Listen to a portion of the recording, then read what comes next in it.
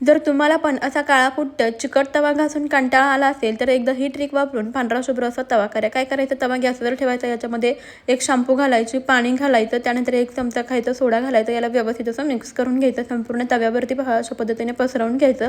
मग एक लिंबू घ्यायचा, लिंबाचा रस यावरती घालायचा आणि लिंबाच्या सालीने तवा असं हलक्या हाताने असं घासून घ्यायचा. म्हणजे काय होतं, तव्यावरचे डाग निघायला सुरुवात होते आणि काळपटपणा सुद्धा दूर होतो.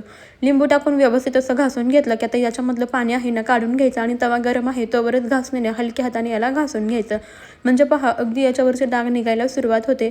जास्तही घसा मेहनत लावून घासायची काहीच गरज नाही. अगदी हलक्या हाताने हा तवा घासून घ्यायचा आहे. परत एकदा भांड्याचा साबण लावून तव्याला व्यवस्थित हलक्या हाताने घासून घ्यायचं. फक्त राऊंड सर्कलमध्ये हलक्या हाताने घासणी फिरवायची.